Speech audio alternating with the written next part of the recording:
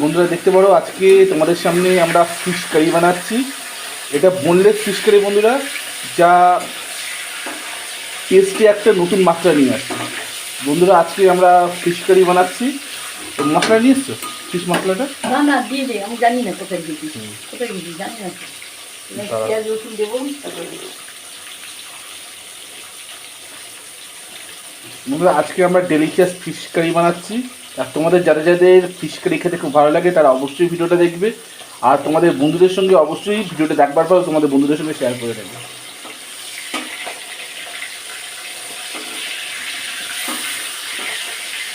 প্রথমে তেলেতে মাছগুলোকে ভালো করে ভাজতে হবে বন্ধুরা।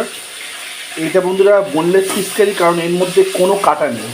আবার বলছি, এটা বোনলেস ফিশ কারি বন্ধুরা, এর মধ্যে কোনো কাটা নেই। ঠিক আছে, এটা হচ্ছে এটা কিন্তু কস্টলি, যা খাবারে একটা নতুন মাত্রা যোগ করে।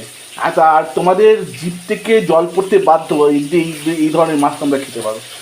দারুণ টেস্টি আর ডেলিশিয়াস খাবার বন্ধুরা, যা আজকে তোমাদের সামনে আমরা নিয়ে আসতে পেরে খুবই আনন্দিত। মাছটা ভালো আছে।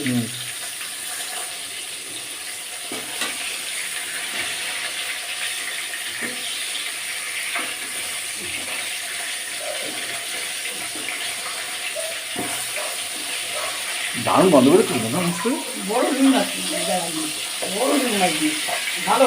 এই ছ পিস দেয় না, ঠিক আছে, এটা নিয়ে আসবি তাহলে কি? হ্যাঁ,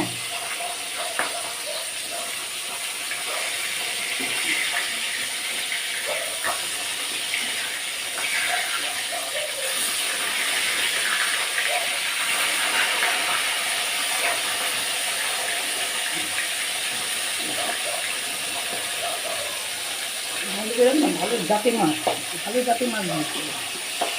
মাছগুলো কি বলবো, এগুলো রাখবেন এর মধ্যে? এই তো এইখানে রাখবো। কোথায় রাখবো তাহলে? মাছটা চুরু চুরু এখানেই রাখো না, এর জল আছে না, কিছু হবে না, ফিরে গেল।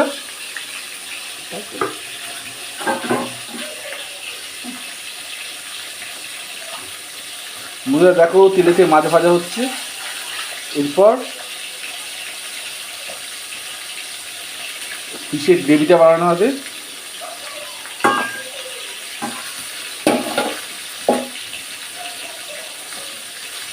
ভাজাটা প্রায় শেষের দিকে।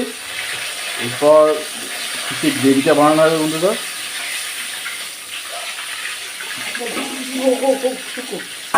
রাম করে রাখো। আরে জলটা বেরিয়ে যাওয়ার জন্য করছি। ঠিক আছে, লাল হয়েছে মাছটা, মজা দেখো। হয়েছে অনেকটা লাল হয়েছে।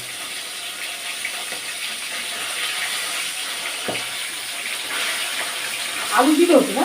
না না, আলুটা দেবে, আরো ভালো লাগে বন্ধুরা। মাছটা পুরো ভাজা হয়ে গেছে।